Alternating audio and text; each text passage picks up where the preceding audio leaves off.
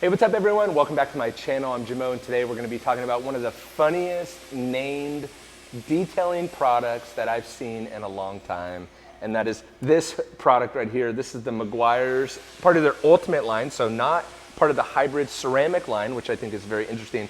An insane shine, which they trademarked, paint glosser. Glosser. It's a paint glosser. I don't know about you, but I just think that's a very funny, interesting name to name a product as a glosser. But I think it is a telltale sign of where the industry may be going, at least for this year and maybe the foreseeable future, is a slight removal from the ultra durable products and then products that talk about additional attributes of products. Wow, that's almost as bad of an explanation as the name glosser. Now, I did have to look it up because I wasn't sure if glosser was a name or an actual word, but it is. It means something that adds shine.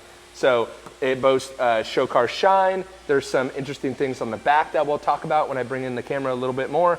But in this video, we're gonna be trying out the paint glosser and putting it up and maybe even torture testing it. And we're gonna have multiple videos because this product reminded me a lot of the Turtle Wax Hybrid Solutions Pure Shine. So I want to see the difference between Pure Shine and a paint glosser. Maybe even P&S Sales has their Dream Maker, which again is just a paint enhancement. That kind of seems like what this is kind of targeting are those couple products. So I want to see, and this is what we do on this channel, is what product is better? Which is a better bang for the buck? Does this one hide more than another one does, or vice versa? Or if you're looking at the shelf, what product would be good to pick up? Now, this 16-ounce bottle, which looks like their 24-ounce bottle, it's just littler. It's interesting to see Meguiars go to almost entirely 16 ounce, is gonna set you back about 15 bucks, at least at the time of this recording. So in this video, I wanna see, is it worth it? So let's take a closer look at the label and then we'll apply it and see if it holds up to some of the claims. To take a closer look at the bottle and what are some interesting things, I think Meguiars has done a very interesting thing with their product launches in 2023 with just some verbiage and some words, and it's just interesting. And it's no different here, the glosser, which could be really cool. So it says it turns up color saturation and gloss. This is the most important part. And this is what I really want to see in this video. And if this product can do it, it would be actually a huge game changer. And it really wouldn't surprise me that they put it in the Ultimate line, because over the course of the past couple of years, they've had some product confusion of showing what actually is a good product. For example, in their ceramic line, the blue bottle isn't as durable, isn't as user-friendly, isn't as good of a product, in my opinion, as the green bottle, their detail spray is. So their ceramic detail spray goes on easier, is more durable, is better than their blue bottle, but according to Meguiars, they actually have that opposite. So I actually wouldn't be surprised if this product is decent and then they stick it in their Ultimate line, which is kind of interesting to me.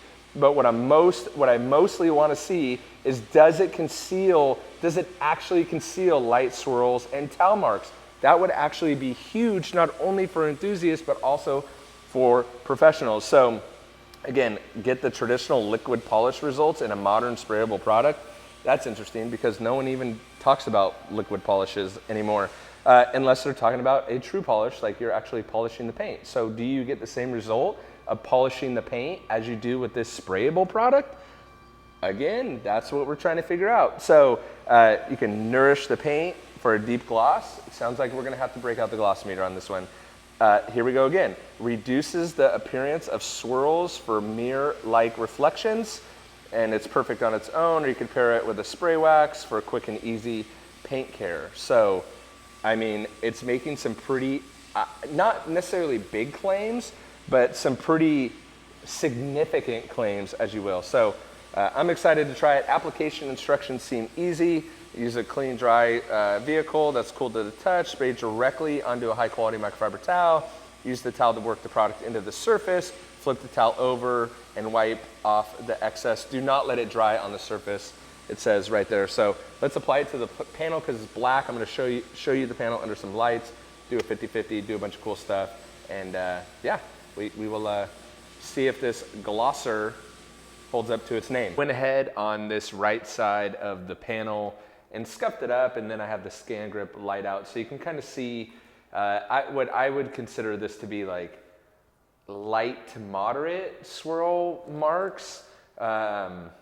Scuffed it up, and what I'm trying to see is, does it hide it? And really, I'm really excited. I also, over here, have my gloss meter locked and loaded, ready to do a gloss meter reading in comparison to the non-treated bare side. So I will take the paint Glossier, what might have been kind of cool, like paint Glossier.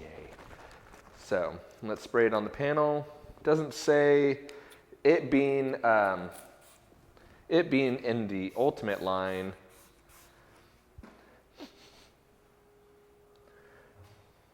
Smells really good. Really, really good smell. It being in the Ultimate line, the instructions are, I wouldn't say vague, just minimal, because they're really going for that general consumer. It looks like I got a little junk right there.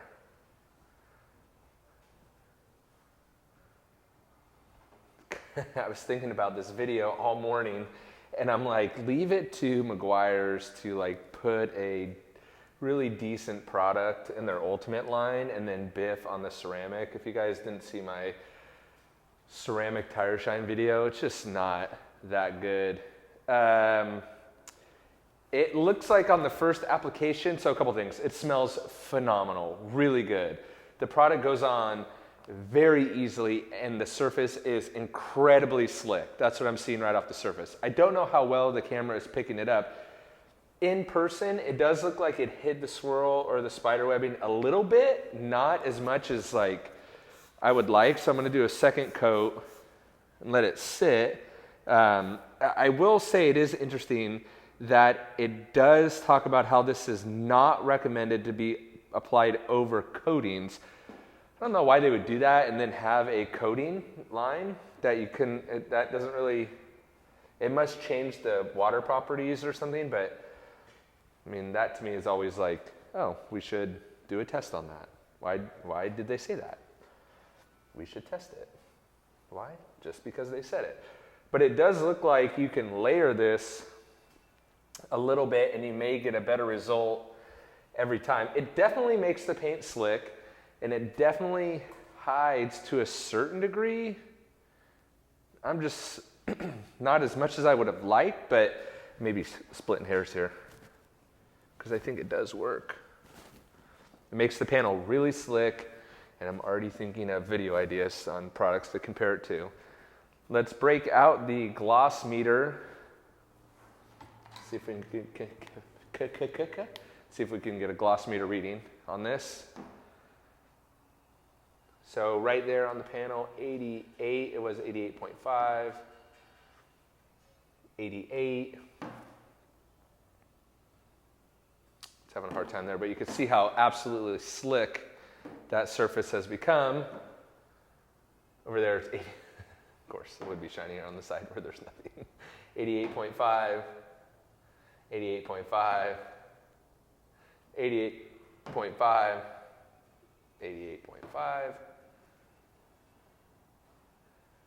80, it's not really getting a good reading there, 86, 88.5. It's actually so slick, 88.5, but to the bare side, 89, 89.5. So that's kind of an interesting, it could be the panel, so let's mess with it. Let's, in real time, do it over on this side. So we didn't get any increase in gloss. We did get a little bit of hiding, but let's apply it to this side of the panel and see if we get any increase in gloss. Now, because the instructions are vague, it doesn't say like, wait 24 hours or anything like that. I will wait 24 hours before doing the water test on it, and that'll be in a subsequent video. This is just kind of a first look, but it doesn't say, you know, ultimate gloss is achieved after 48 hours, or kind of like sometimes on a ceramic coating, it'll say like, you know, it'll get glossier as it cures, which it may. This product may do that. It just doesn't say it does, which would be helpful. It does smell incredibly good. So Yeah, the filling, I think the filling of scratches and swirl marks would be great. It does do it, I'm gonna go say 10 to 15% in that filling. So I would like to see a little bit more. And it does seem like if you add a second layer like I'm doing right now, that you do get a little bit more out of it, just not a ton. But it does smell really good. So there's that. Let's see if on this side we get any increase.